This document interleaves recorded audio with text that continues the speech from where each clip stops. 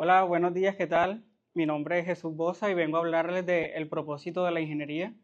Yo, pues nada, muy agradecido de que estén acá y de que nos presten este espacio para venir a hablar paja. Yo, por ejemplo, voy a venir a hablar paja bastante porque intentaré enseñarles 3.000 años de historia en media hora de cómo nosotros pasamos de pelearnos con palos y flechas a crear sistemas que transforman el mundo y la realidad. Yo, para que me conozcan un poco, soy pues Jesús Boza. Yo he trabajado ya como unos 10, 12 años como desarrollador de software en empresas de Silicon Valley. También he organizado bastantes eventos acá en Barranquilla como cofundador de Caribe Dev y también como organizador de Barranquilla JS durante unos 8 años por ahí. Y aparte de mi carrera en el desarrollo de software y como ingeniero, también he estudiado filosofía, arte, psicología, historia y estas historias que les voy a contar el día de hoy son precisamente fruto de todas esas investigaciones que he hecho pues viajando por el mundo, hablando con mucha gente, leyendo muchos libros y pues nada, aprendiendo muchísimo de todas las cosas ocultas que trae el mundo. También me pueden encontrar en redes sociales, hablo bastante paja también por ahí de cómo precisamente podemos utilizar como todas estas tecnologías para precisamente salir adelante en la vida. Entonces les recomiendo bastante encontrarme en redes sociales como Jesús Boza. Yo lo que les voy a contar hoy básicamente les va a intentar enseñar dos cosas, que es básicamente por qué los seres humanos creamos sistemas, porque creamos las ingenierías, las robóticas, la mecatrónica, todos estos sistemas de pues que van como así que conectan el mundo material con el mundo digital y cómo todas estas tecnologías terminan cambiando el mundo de una u otra forma. Y les voy a explicar a través de los diferentes periodos históricos cómo nosotros hemos denominado como la ingeniería algo que es como un ingeniero es alguien como que mueve energía de un lado a otro y esto les va a quedar como un poco más claro a medida que yo voy contándoles todas estas historias. Y puede ser como algo bastante interesante para ustedes porque siento que nosotros vemos, al menos en las universidades, como que los programas, los lenguajes de programación sirven como para hacer cositas en la web y como hacer aplicaciones, pero lo que les voy a tratar de explicar es que la ingeniería es capaz de mover una cosa de una idea, ya sea metafísica o energética, una idea que tenemos en la mente y puede conectarla con cosas en el mundo material, como alguien que está acostumbrado a pedir domicilios por teléfono llega y crea una plataforma como Rappi, como una persona llega y crea algo como Facebook en un mundo en el que todo el mundo tiene libros en donde nos conectamos mediante números telefónicos, cómo creamos aplicaciones increíbles que cambian el mundo. Y eso es algo que ustedes creerían que el mundo que tenemos hoy es como muy distinto al mundo del pasado, pero literalmente hace 3.000 años nosotros teníamos los mismos problemas que tenemos ahora. Peleábamos guerras, nos matábamos a muerte, peleábamos por oro, por recursos, por agua, justo como lo hacemos en el día de hoy. Entonces, una de las primeras cosas que les voy a hablar es precisamente hace como 3.000 años nosotros pasamos como, tuvimos una catástrofe que se llamó la Edad de Bronce y esa época hizo que nosotros empezáramos como a organizar mejor la información y a comunicarnos mejor. Después de unos 700 años, 400 años empezamos a hablar de filosofía, empezamos a crear obras grandes como la Ilíada, la Odisea, empezaron a salir filósofos famosos como lo fueron Sócrates, Aristóteles y Platón y muchas de esas bases que ellos crearon son las que nosotros utilizamos hoy en día para organizar nuestro pensamiento y crear cosas. Cómo pasamos de imágenes mentales, conceptos metafísicos, ideas que tenemos en la cabeza, cómo las plasmamos y las usamos para crear cosas en el mundo real. Después, otros 1.000 años después, después de muchas guerras y de mucho pensar en estos conocimientos, empezamos a desarrollar mucho más las matemáticas, empezamos a crear el álgebra, crear los algoritmos precisamente para tratar de organizar mejor esa información, organizarla de una forma como más sistemática. Piensen que nosotros hacíamos como trueques, ¿sabes? Como que para ustedes tener camisas, cambiaban esas camisas por vacas. Nosotros creamos la matemática y esos sistemas para intentar comunicarnos mejor, organizar mejor los productos y los servicios para crear como más riqueza y organizarlo de una manera que fuera fácil de entender y ya la gente pues vendiera, creara sus productos y servicios de una mejor manera y una forma más fácil que fuera entendible por cualquier cultura. Piensen que nosotros, el trueque básicamente era algo que se creó en una civilización, pero en otra cultura no funcionaba el trueque, sino que de pronto mataban al vecino si tenía una vaca más bonita o tenía un vestido más bonita. Nosotros creamos como que estos sistemas numéricos y de organización para intentar comunicarnos mejor. Luego pasamos acá a los 1500, ya precisamente teniendo como estos sistemas de organización más fundamentados y empezamos a automatizarlos con ciertas máquinas. Y aquí nosotros empezamos a crear los primeros pseudocomputadores y nos damos cuenta de que nosotros podemos automatizar los pensamientos que tenemos en la cabeza.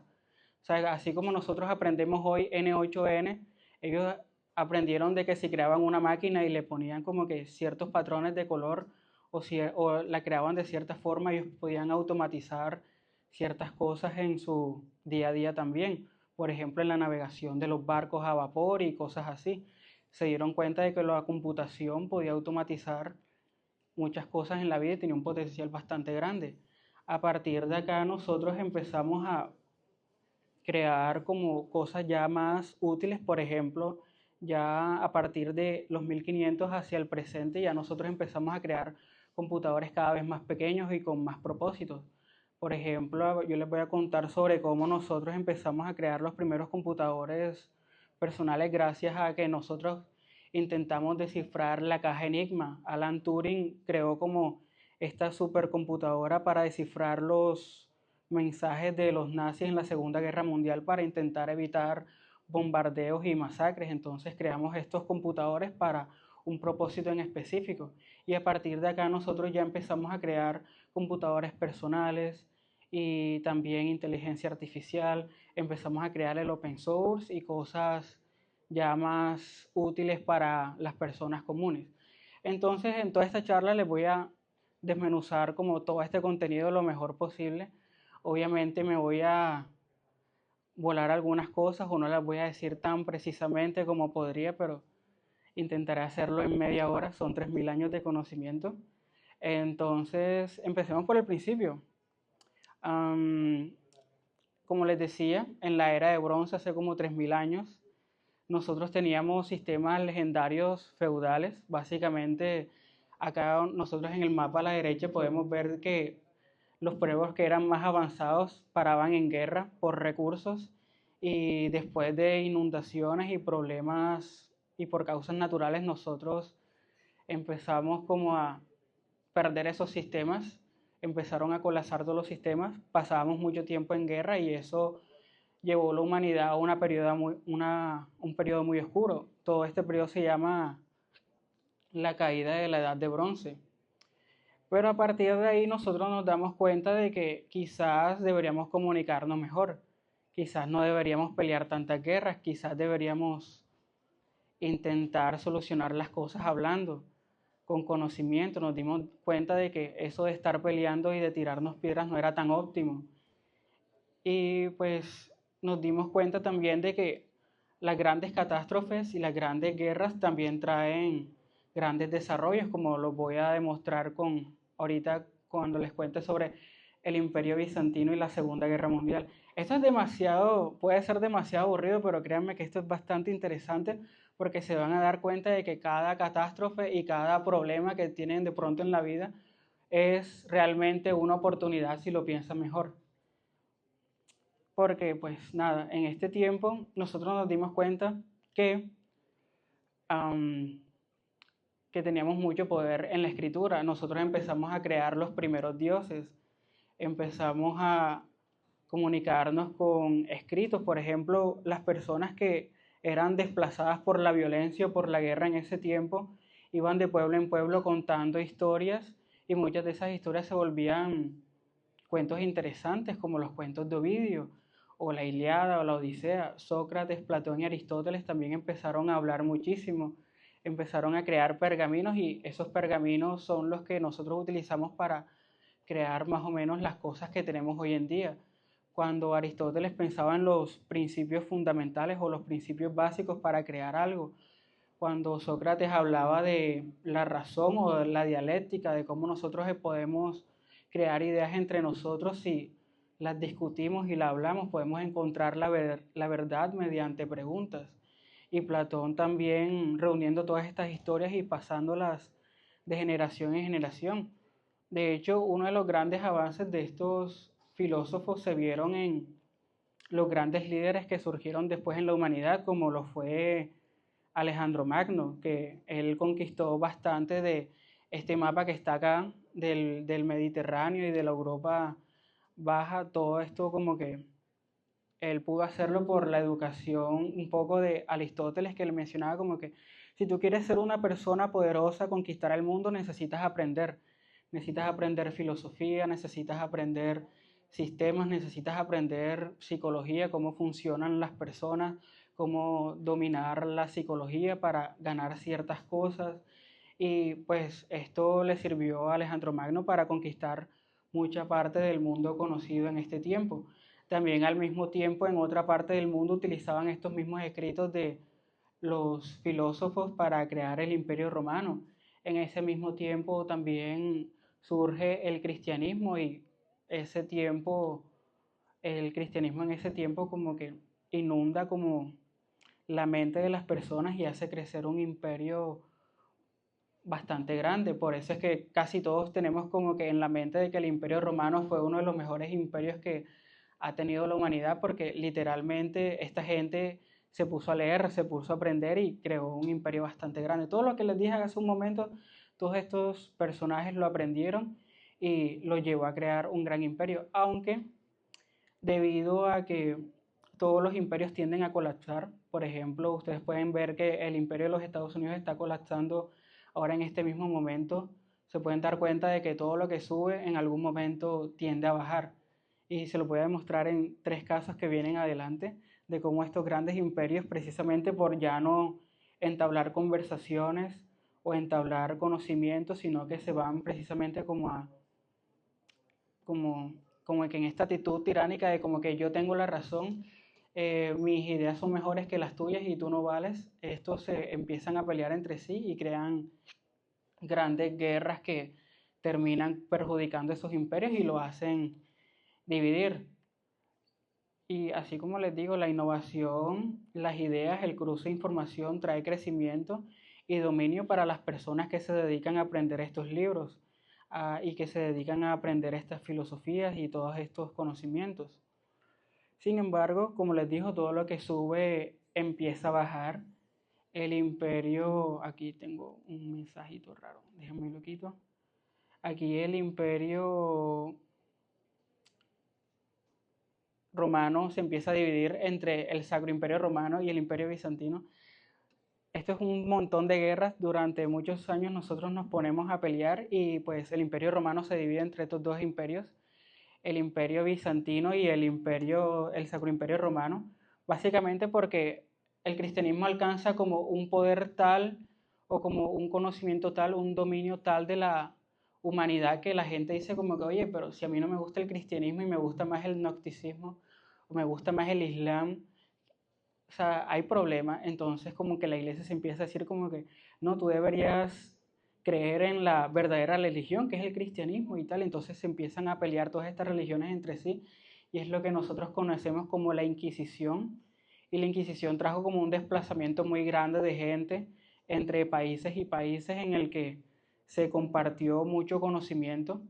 Los islámicos precisamente tenían bastante conocimiento de filosofía, como les digo, y ellos crearon sistemas numéricos bastante interesantes, como el álgebra, los algoritmos, que precisamente, como les dije hace un momento, son sistemas de organización.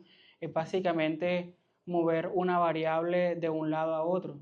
Si tengo una vaca, un camello, ¿cuánto vale eso? Y cómo lo anoto en mi libreta para que eso quede registrado y cualquier persona lo puede entender. Básicamente nosotros creamos el álgebra y muchas de estas operaciones matemáticas precisamente para organizar esa cantidad de datos y problemas que teníamos en el día a día. Y, el, y los chicos estos del Medio Oriente, de los otomanos, se organizan y llega un día que ellos dicen como que, ok, nosotros somos como más de Alá, somos como que más de, como sí, como esta religión islámica del Islam. Como que, ¿por qué le tenemos que hacer caso a los cristianos del Imperio Bizantino? Nosotros somos más inteligentes que ellos y ahí empieza otra guerra. Y ahí empieza la guerra de los otomanos contra el Imperio Bizantino. Y llega un momento en, como les digo, que el Imperio Bizantino se acostumbra tanto a su idea de que ellos son mejores porque ellos son cristianos que se olvidan de estudiar filosofía, se olvidan de crear sistemas para que la información fluya y ellos se llegan a estancar muchísimo. Hay como una especie de tiranía de poder en el que básicamente ellos les dicen al mundo, nosotros somos los que mandamos y ustedes los del Sacro Imperio Romano o del Islam no me importan, saben, como que yo tengo el poder de Dios y yo mando. Entonces los del Imperio Bizantino dicen como que, hey man, los del Imperio Otomano dicen como que, hey, a mí no me gusta esto, voy a utilizar todo mi poder de matemáticas y de ingeniería para crear cañones, para crear armas de asedio y llega un momento en que el Imperio Otomano crece y derrumba el Imperio Bizantino y ahí es cuando se cae todo esto de la Inquisición un poco y empiezan como que ya a surgir nuevas ideas porque el conocimiento de los islámicos llega como ya más a Europa y ahí empiezan como una superposición de culturas en donde ya como que la gente no cree una sola cosa, sino como que ya empieza como que, ok, el cristianismo no es como tan chévere, quizás deberíamos pensarlo un poquito mejor y ahí empiezan como que a tener como nuevas ideas y se dan cuenta de que la mezcla de conocimientos de culturas crea nuevas ideas más interesantes. Y a partir de ahí nosotros empezamos una nueva época de conocimiento que se empezó a llamar como el Renacimiento. Ahí empezaron a crearse, aquí fue la primera vez que la humanidad pudo crear una oportunidad en que la gente pobre se podía hacer rica muy fácilmente. Por ejemplo, todos reconocemos el nombre de Da Vinci o de Miguel Ángel y todos estos como grandes artistas y pintores y toda la cosa. Y la razón por la que ellos pudieron salir como de un estado como de, sí, como de carencia o de pobreza fueron porque, sí, ellos fueron grandes artistas, pero básicamente pónganse en la idea de que en ese tiempo la gente que era artista era como carpintera, ¿sabes? Como que hacía puertas, hacía muebles.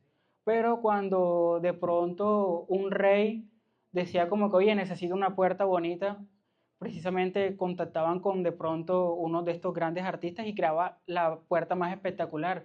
Y decían como que, oye, esta escultura la hizo Miguel Ángel, este patrón de diseño lo creó Da Vinci, esto lo inventó otra persona. Entonces como que la gente así que era como bastante nerd y que aprendía bastante, de repente, a pesar de que estaban en la situación más precaria posible, llegaban a tener un estatus de persona famosa y eventualmente todo el mundo los conocía y personas como de nuevo, como que estaban en un estado de, como de pobreza, llegan a tener como un estado de fama y se dan cuenta de que la gente que estudia y la gente que se pone a estudiar como estos libros de filosofía y de arte y de matemáticas puede, si se concentra lo suficiente, crear nuevas ideas y esas ideas terminan disrumpiendo el mundo. También se crea este sistema un poco más alquímico que básicamente personas que creían que los objetos que están en el mundo real, como la tierra, la madera, tenían un propósito superior y empiezan a crear cosas con ellas, empiezan a experimentar con materiales, empiezan a crear ciertos mecanismos, empiezan a experimentar con sangre, con sudor, con semen, con tierra, con árboles, con hojas, con un montón de elementos de la naturaleza y con estos elementos de la naturaleza ellos empiezan a crear cosas y aquí es donde empiezan a decir como que, oye, si combinamos elementos de esta parte y los combinamos con conocimiento de estas otras áreas, quizás podemos empezar a crear máquinas, empezamos a crear cosas útiles y ahí empezamos a crear nosotros máquinas más sofisticadas empezamos a crear como barcos más rápidos, barcos con mecanismos más rápidos, empezamos a crear carretas mucho más rápidas o que soporten mucho más pesos. Y también empezamos a crear como especies de pseudocomputadores o máquinas que si tú le pones cierta energía o cierto peso pueden llevar un dato de un lugar a otro. Por ejemplo, esta máquina que está acá es uno de los primeros pseudocomputadores y precisamente hubo una chica que se llamaba Ada Lovelace que utiliza la máquina que crea esta persona que se llama Babbage y básicamente ella dice como que, ok, esta máquina lo que hace es mandar un cero de un lado y poner un uno de otro lado. ¿Qué pasa si yo le digo a esta vaina que mediante un papel con instrucciones me mande unos y ceros de un lado a otro de forma automatizada sin necesidad de que yo le meta, sin necesidad de que yo hunda un botón, simplemente pasándoles instrucciones y así es como nosotros empezamos a darnos cuenta de que podemos utilizar las ideas que tenemos en la cabeza, plasmarlas de una forma física y de que esa forma física nosotros podemos transformar una cosa como un cero a un uno de forma automatizada. Y ahí nosotros empezamos a crear como la idea de que podemos automatizar las cosas con computadores. Pero digamos como que en esa época la tecnología servía para lo que servía y no teníamos como la sofisticación suficiente para crear esos grandes desarrollos tecnológicos. Tuvimos que esperar como unos 1000 años o 500 años para poder nosotros crear esa cosa. Y precisamente las ideas que nosotros tenemos en la mente, nosotros nos damos cuenta de que podemos plasmarlas de forma material. Y aquí es donde nosotros empezamos a evolucionar como humanidad. Hay un gráfico que es básicamente la evolución de la humanidad y se dan cuenta de que por como 2500 años es como súper plano, pero llega un momento de que nosotros empezamos a evolucionar súper, hiper rápidamente. Entonces eso se llama la ley de potencia, que siempre es como que hay un invento que lo cambia todo. Incluso ustedes se han dado cuenta con la inteligencia artificial, que salió la inteligencia artificial y de pronto un montón de gente anda creando cosas. Salió el iPhone y de repente un montón de gente anda creando cosas. Y nosotros nos dimos cuenta, para bien o para mal, de esto en la Segunda Guerra Mundial, que ya nosotros estábamos creando máquinas con un propósito. Y precisamente nosotros tuvimos un problema muy grande, precisamente que si no buscábamos la forma de que le ganáramos a los nazis, básicamente ellos nos destruirían porque ellos tenían muchísimos ingenieros, tenían muchísimos científicos trabajando para ellos. Y ellos crearon una máquina que se llamaba Enigma, que básicamente era como un teléfono del día de hoy, que básicamente le decía a militares en diferentes partes como que, hey, este mensaje va a llegar ciertos alimentos en una zona hacia otra, estate pendiente porque ahí hay armas, ahí hay alimentos y es beneficioso para la guerra. Pero como eso estaba codificado en un lenguaje extraño, nosotros no podíamos saber eso y cuando nosotros empezamos a darnos cuenta de que nosotros no podíamos hacerlo de forma manual, es decir, nosotros no podíamos calcular esos mensajes a mano, no podíamos traducirlos a mano. Piensen en una contraseña. Cuando nosotros como programadores guardamos una contraseña, lo que guardamos es un código genérico, no guardamos la contraseña como tal. Piensen que traducir ese código nos tardaríamos años en traducirlo.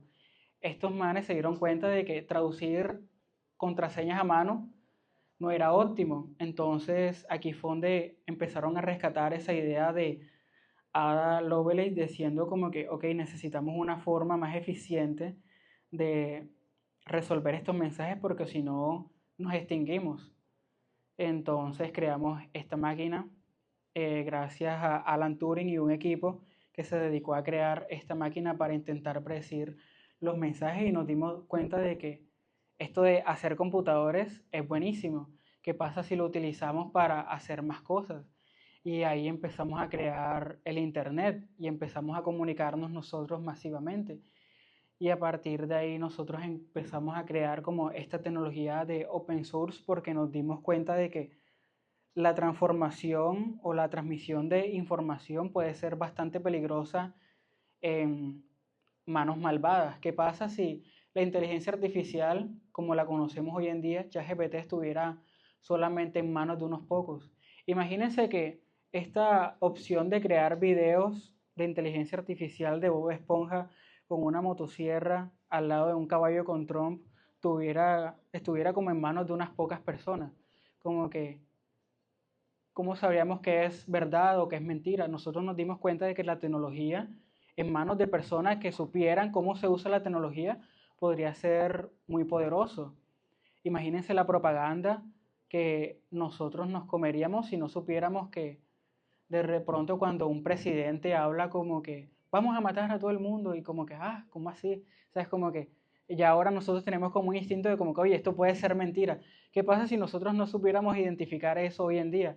Nosotros creamos open source y todos estos sistemas para intentar como ayudarnos entre nosotros. Es como una especie de seguro de vida.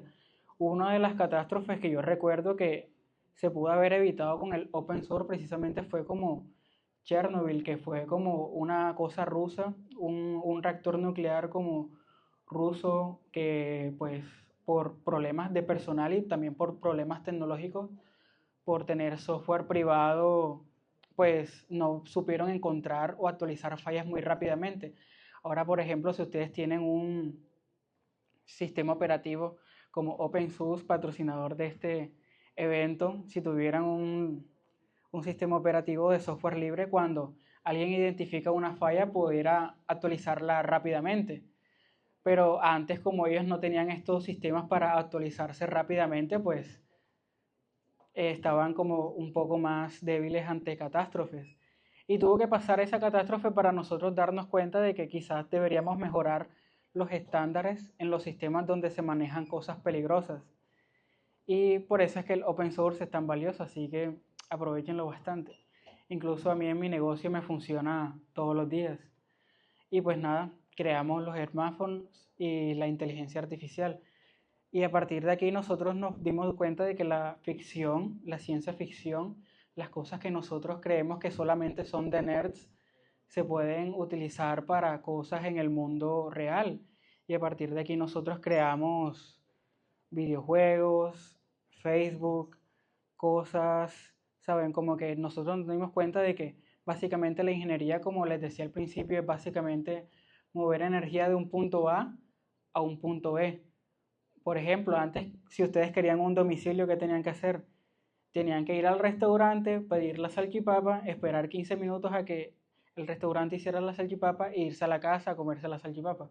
Ahora, si ustedes tienen hambre, lo único que tienen que hacer es coger la aplicación de Rappi o la aplicación que utilicen para pedir comida y llenan un formulario y les llega la comida en una hora. Básicamente están ahorrando energía. La energía que antes se gastaban de ir a un lugar, ahora la están ahorrando precisamente con hundir ciertos botones. La ingeniería es básicamente mover energía de un punto A a un punto B. O lo que les digo, como que transformar la energía que nosotros tenemos en la mente, las ideas, y plasmarlas de forma física. Quiero una salchipapa en la mente, busco la forma de tener la salchipapa rápidamente y óptimamente. Y pues nada, las personas, como les digo, que dominan estas cosas, dominan los principios de energía, dominan los principios de crear sistemas para lograr cosas, terminan volviéndose adineradas o ricas. Piensen de pronto en Tesla, piensen en Thomas Edison, piensen en todas estas personas que son ingenieros, que saben un montón de energía, pudieron transformar la energía para crear bombillos, para crear luz pública. Básicamente ellos transformaron ideas conceptuales a cosas físicas. Otra conclusión es que el open source es básicamente un seguro de vida anticatástrofes o también un seguro de vida para las personas en el futuro. Las grandes aplicaciones que se vuelven gratuitas ayudan a las personas a ser autónomas. Piensen en todas esas personas que han filtrado OpenCloud o todos esos modelos de inteligencia artificial. ¿Dónde estaríamos sin esas personas que filtran todos esos modelos? estuviéramos siendo esclavos de la suscripción de GitHub Copilot, de, de ChatGPT, de Cloud, si no fuera por esas personas que filtran todos esos modelos de inteligencia artificial para que nosotros los aprovechemos de una forma un poco más accesible y gratuita y no nos esclavicen con esos precios súper increíbles. Y pues nada, las grandes ideas surgen en tiempos de crisis y gracias a que nosotros vivimos muchas guerras y grandes catástrofes, hoy en día podemos hacer como en esta imagen de poder jugar Doom en la pantalla de una nevera. Y pues nada, eso ha sido toda mi charla. Muchas gracias.